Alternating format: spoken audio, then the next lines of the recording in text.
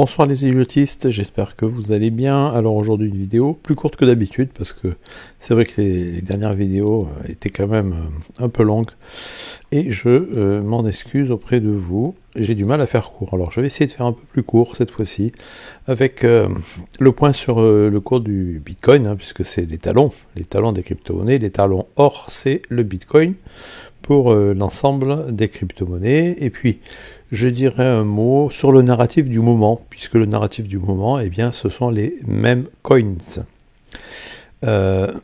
avec en particulier PP et je dirais un mot aussi sur le même coin APED.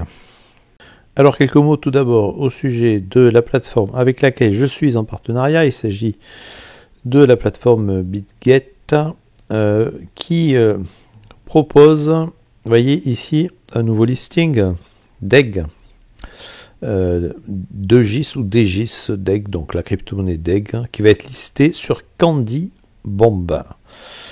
Alors, de quoi s'agit-il? Accomplissez des missions pour gagner des tickets et des airdrops. Remportez une part des 1,32 millions de DEG. Alors, ça se passe entre le 4 mai à 9h et le 10 mai à 9h.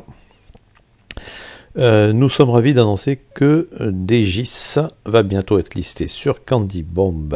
Candy Bomb est une plateforme d'airdrop récemment lancée par BitGet.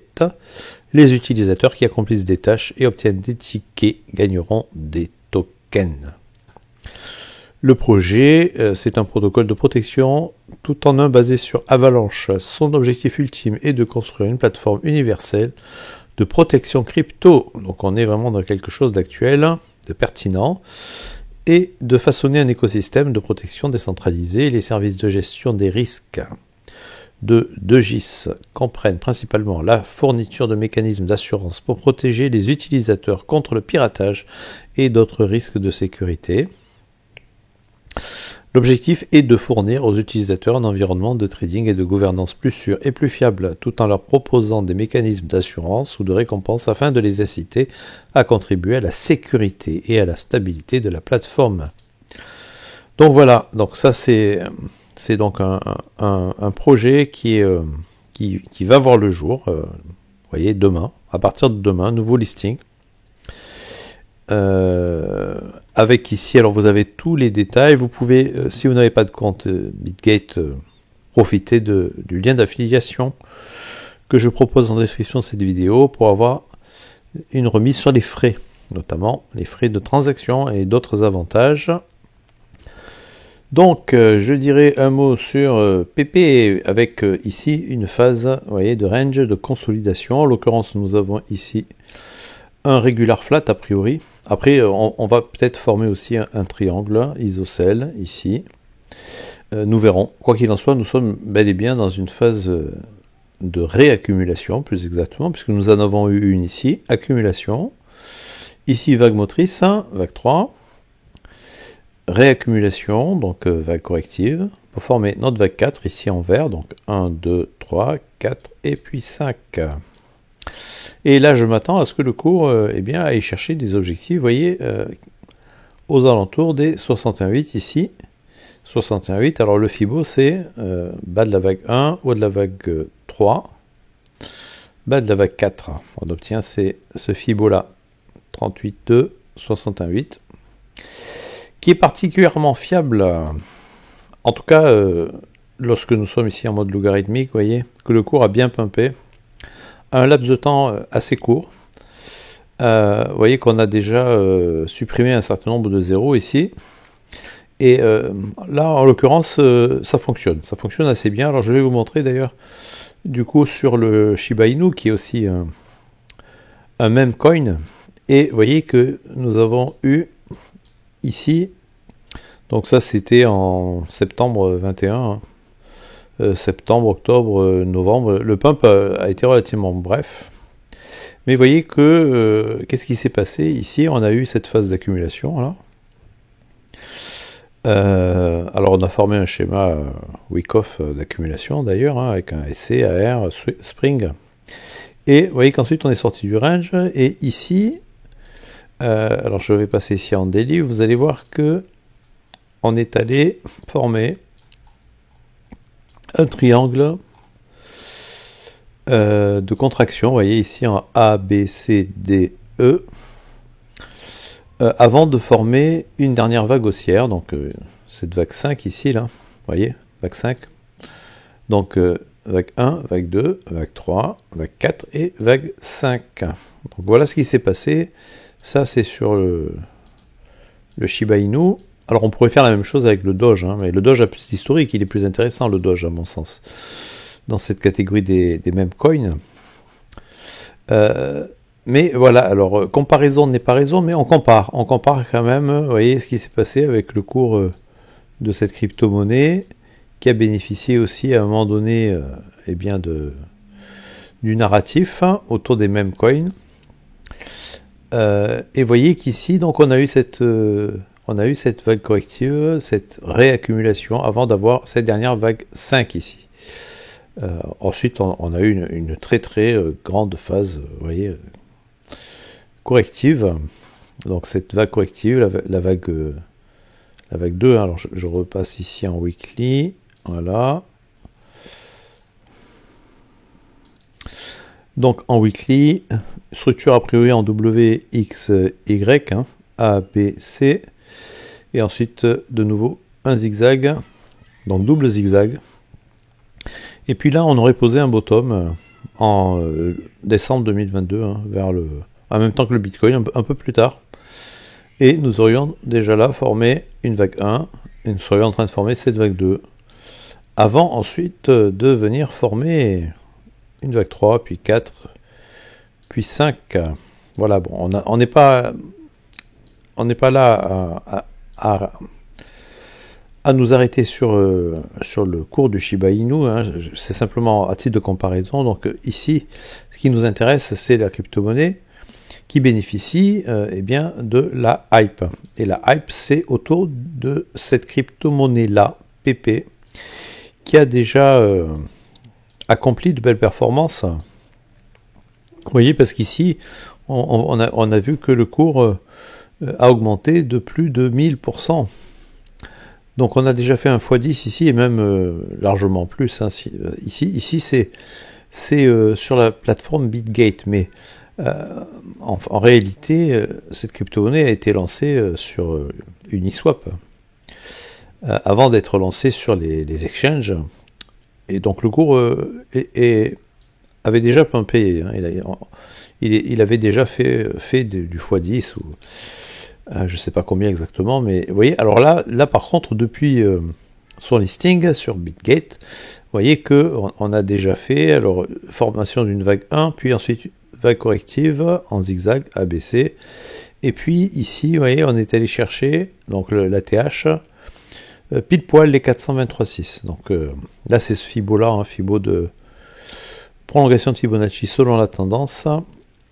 Donc bas de la vague 1, haut de la vague 1, bas de la vague 2, on a ce Fibo, et l'objectif de la vague 3 ici, vous voyez, on est allé chercher pile poil les 423,6. Alors j'ai utilisé aussi ce Fibo de retracement donc de cette vague là. On prend le point le plus bas ici, puis le point le plus haut, la TH, et le bottom. En tout cas, ce qui est présumé être le bottom. Plutôt que de prendre celui-ci, je prends le point le plus bas ici. Et vous voyez que on a ces objectifs, donc 168, 227,2, et les 227,2 coïncident avec les 423,6. Et donc on a eu ici le haut de notre vague 3. Et là, vous voyez qu'on est en train de former notre vague 4. Donc vague 4. Pour moi, on a ici un regular flat. Alors je vais vous montrer ça, regular flat. Alors on va sur le PDF de la chaîne que vous pouvez vous procurer moyennant un don de 50 USDT en l'occurrence, ce qui vous donne accès à l'intégralité du serveur, du Discord, en l'occurrence que vous avez ici, avec les différents salons, les crypto-monnaies, les micro-caps, les low-caps, les mid-caps, etc., etc.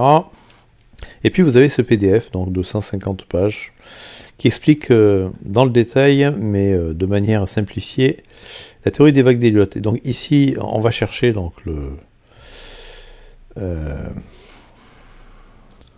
on vient chercher, alors ce signé là, hein, correction à plat. Alors correction à plat, c'est pas ici, c'est ici, correction à plat. Et vous voyez qu'on a toutes les règles qui s'appliquent ici. Donc on a un irregular flat si la vague B vient former un nouvel ATH par rapport au sommet précédent. Donc ça c'est un irregular flat. À ce moment-là, un irregular flat, ça peut être soit un running, soit un expanding. Maintenant, si la vague B ne vient pas former un nouvel ATH, alors on parle de regular flat.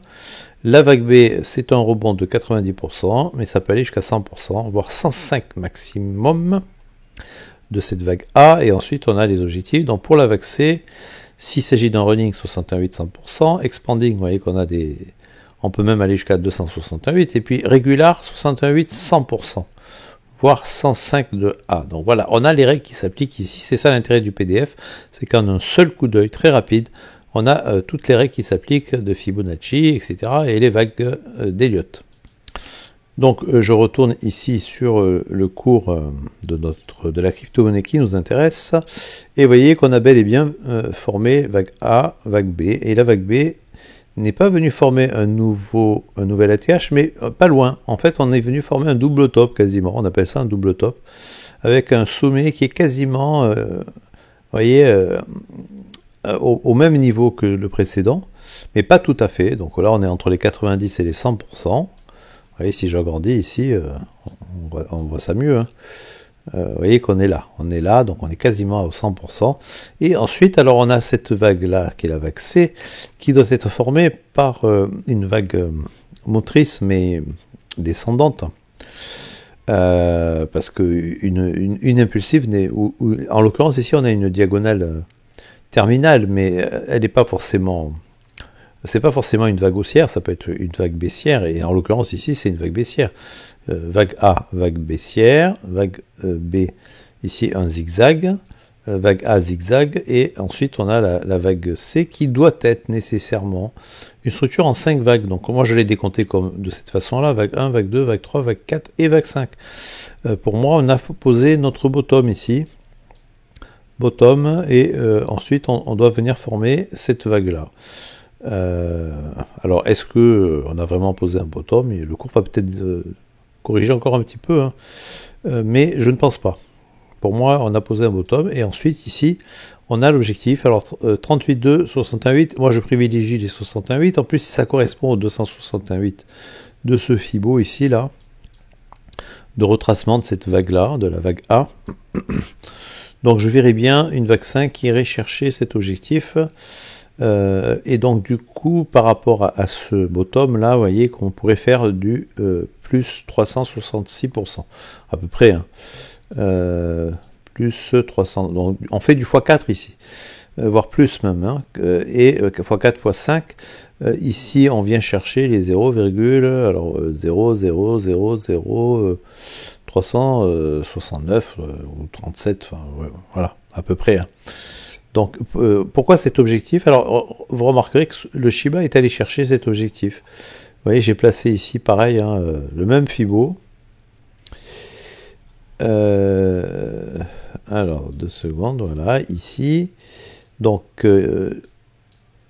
bas de cette vague-là, haut de la vague 3, bas de la vague 4 ici. On obtient ce Fibo, et vous voyez qu'on est allé chercher les 68 pile poil avec cette vague 5 ici. Donc ça c'est un Fibo qui me semble assez fiable, évidemment, dans ce type de configuration là, hein. C'est pas toujours le Fibo qu'il faut utiliser, mais lorsqu'on a ici un pump très rapide avec une vague 3 qui est en extension, avec le mode logarithmique qui est le seul à donner des résultats fiable, on va dire, hein, par rapport au mode régular. Donc ici, pour moi, on ira chercher les 68, probablement. Donc ça c'est APED, ça c'est PP, donc voilà, je dirais ça. Voilà. Bon, après, à vous de voir, hein. Ici, on a déjà formé cette impulsive haussière avec 1, 2, 3, 4, 5. Vague corrective, il nous reste à former cette vague là.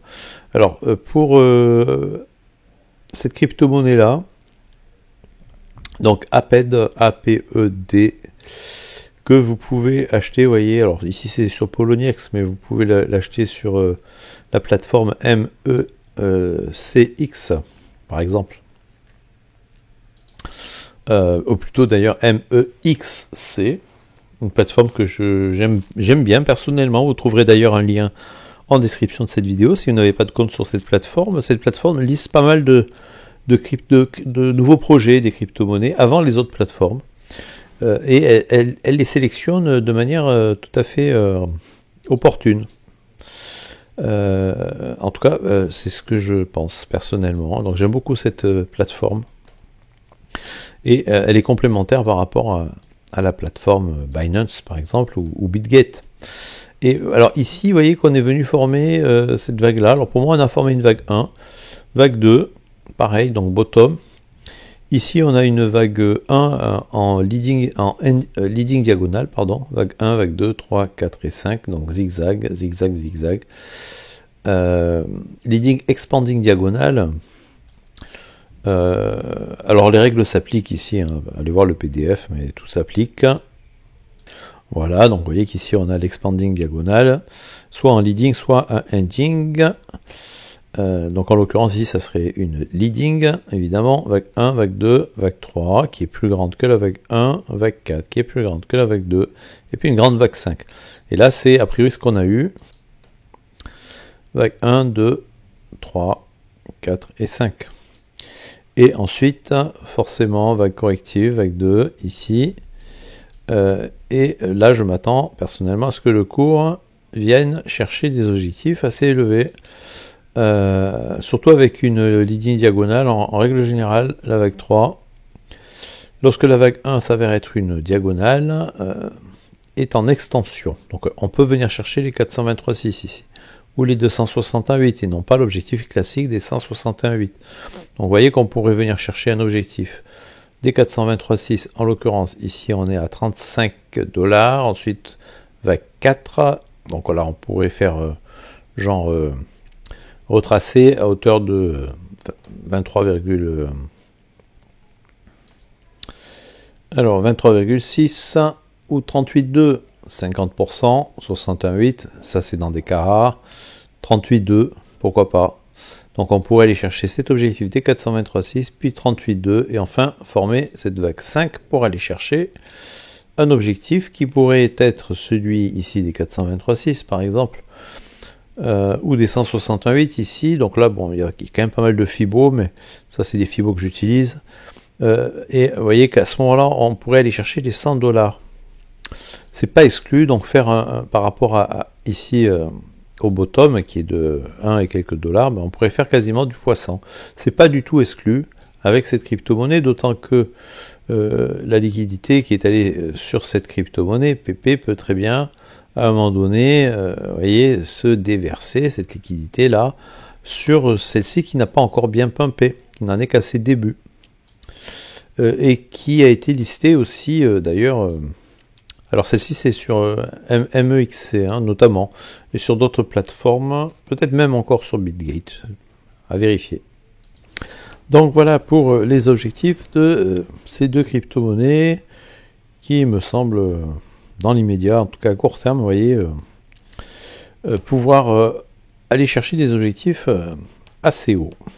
En tout cas suffisamment pour pouvoir eh bien, faire l'objet de cette vidéo. Alors, un mot sur le Bitcoin maintenant. Je pense qu'on a possiblement formé, ici, vous voyez, cette vague 1 là. Vague 1, dont il nous resterait à former cette vague 2, qui peut être d'ailleurs très courte. Même si, en règle générale, la vague 2, elle vient chercher un objectif au-delà des 50% de retracement de la vague 1 ici. Vous voyez, vague 2. Mais en période de bull run, souvent cette vague-là, elle est courte. J'en veux pour preuve. Alors, vous voyez, ici, on a... donc ça, c'est le bull run 2017. On est venu former ça. Vous voyez, exactement ça. Vague 1, vague 2, vague 3, vague 4 et vague 5. À ce moment-là, on a eu notre vague 1, donc l'équivalent de cette vague 1 en bleu ici, là.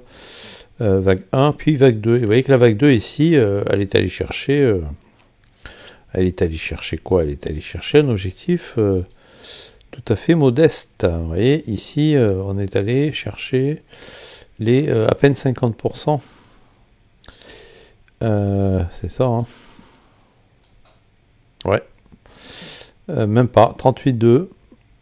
Entre 38... Non, 50%. Vous voyez, là, on est allé chercher 50%.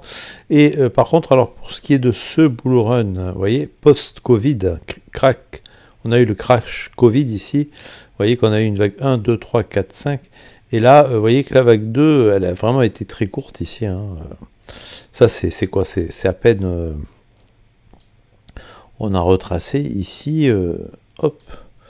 Vous voyez, on est allé chercher quoi? Ici, on est allé chercher les 23,6, entre les 23,6 et les 38,2. Voilà. Donc ça, c'est un retracement qui est particulièrement court. Ça montre que c'est tout à fait possible et que, encore une fois, en période de bull run, on n'a pas forcément des objectifs classiques pour les vagues correctives. On a des vagues correctives qui peuvent être très courtes. Alors cela étant dit, vous voyez ici le cours vient prendre appui sur cette moyenne mobile exponentielle, donc celle-ci c'est la 9, la rouge c'est la 18. Donc vous voyez que le cours ici vient prendre appui sur ces moyennes mobiles.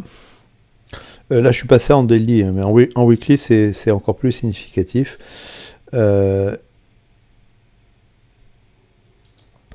Il n'est pas exclu qu'ici, on vienne chercher malgré tout les 38,2, par exemple. Hein. 38,2, voire les 50%, 61,8. Zone de rechargement ici, investisseurs long terme, c'est la zone des investisseurs, 61,8, 78,6. Mais c'est pas du tout dit que le cours descende si bas, et il pourrait très bien même s'arrêter là, vous voyez, ou légèrement plus bas, plus haut, ou légèrement plus bas. Entre les 23,6 et les 38,2, comme ça a été le cas lors du bull run précédent. Donc, soyons attentifs ici, il faut être attentif, évidemment. L'important, c'est quand même d'avoir toujours de la liquidité pour pouvoir se repositionner plus bas, notamment sur les altcoins, au cas où eh bien, le cours retracerait beaucoup plus que prévu. Évidemment, ça c'est un scénario bull qui part du principe qu'un bottom a été trouvé ici. Il existe toujours des scénarios avec un bitcoin à 10 000 $. Donc ça, allez voir, ça j'en parle sur le Discord de la chaîne ou sur mon compte Twitter. Pour ceux qui me suivent, vous verrez qu'il y a des analyses qui vous sont proposées avec un scénario bear et un scénario bull.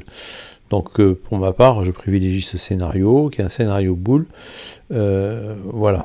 Donc on pourrait très bien ici avoir déjà formé notre vague 1, vous voyez, alors j'ai mis dans cette couleur parce que ça c'est le niveau fractal qui nous intéresse, c'est celui du bull run. On pourrait déjà avoir terminé et avec une vague corrective courte. Voilà, et puis là, donc ici vous avez le bull run précédent 2000, celui-ci là, 2020. Alors, celui-ci. Donc 2020, c'est ça, jusqu'en avril 2021, mars-avril 2021, alors que l'autre ici, celui-ci là, ça c'est celui-là, hein, c'est le bull run de 2015, 16, 17, et a priori j'aurais plutôt tendance à privilégier ce scénario-là avec une vague 3, 4, 5, vous voyez, qui pourrait aller chercher cet objectif. Donc là, des 161,8 ici, donc 127,2, 161,8 jusqu'au 227,2. Évidemment, les objectifs là ne sont pas du tout les mêmes, mais ça veut dire qu'on peut avoir un bitcoin à 100 000 $, comme on peut aussi avoir un bitcoin à 160 000, ou alors, vous voyez, ici on a l'objectif des 200, ça fait 270 000, et celui-là, 227,2, et là on aurait un bitcoin à 400 000. 400 000, évidemment, ça pourrait le faire dans la mesure où on a déjà eu ce genre d'objectif. Vous voyez, par exemple, ici, lorsque j'utilise un Fibo de retracement, vous voyez que le haut de ma vague 5, ici, vient chercher les 227,2. Donc ici, j'ai mon Fibo de retracement, et les 227,2 sont là. C'est pour ça que j'ai mis objectif 2 ici. Et puis on a ce canal ascendant. Donc je reste toujours sur cette analyse-là. C'est pas la seule, mais en tout cas, elle est tout à fait possible. Voilà, sur ce, j'en ai terminé et je vous dis à très bientôt. Je vous rappelle qu'au centre de la chaîne, il y a une stratégie d'investissement. Cette stratégie, vous pouvez vous la procurer gratuitement en vous abonnant au Discord, dont vous trouverez le lien d'inscription en description de cette vidéo. Ce PDF est essentiel. Il s'adresse d'abord aux investisseurs moyen-long terme. Il vous indique les meilleures positions à l'achat comme à la vente de vos actifs financiers préférés, actions et crypto-monnaies. On se place au plus près du bas de la vague 2 et on revend par palier durant toute la durée du bull run. Alors un mot aussi sur le Discord de la chaîne, donc YouTube. Pour pouvoir participer activement au Discord avec accès à tous les salons, les groupes de discussion, le Kingfisher, les méthodes d'analyse, etc. Et pour pouvoir télécharger le PDF complet de la chaîne, donc le PDF, vous le trouverez dans la catégorie documentation. Le PDF, vous l'avez là. Voilà, c'est 150 pages actuellement. Pour pouvoir donc télécharger le PDF complet de la chaîne avec toutes les règles d'Elliott ainsi que d'autres méthodes d'analyse que j'utilise dans mes analyses, dans les vidéos, comme par exemple le Smart Money Concept et Wyckoff. Cela se fait moyennant un don de 50 USDT minimum. Cet abonnement est valable à vie. Pour plus de détails sur le fonctionnement de la chaîne, je vous invite donc à jeter un œil sur la vidéo de présentation que vous trouverez dans la description de cette vidéo. Alors en conclusion de cette vidéo, je vous rappelle que vous pouvez tout d'abord bien évidemment vous abonner à la chaîne ainsi qu'au Discord, et si vous avez aimé cette vidéo, alors merci de mettre un petit pouce bleu et de mettre un commentaire auquel je répondrai sans tarder. Vous pouvez aussi demander l'analyse d'une crypto-monnaie de votre choix. Sur ce, je vous dis à très bientôt pour de nouvelles analyses.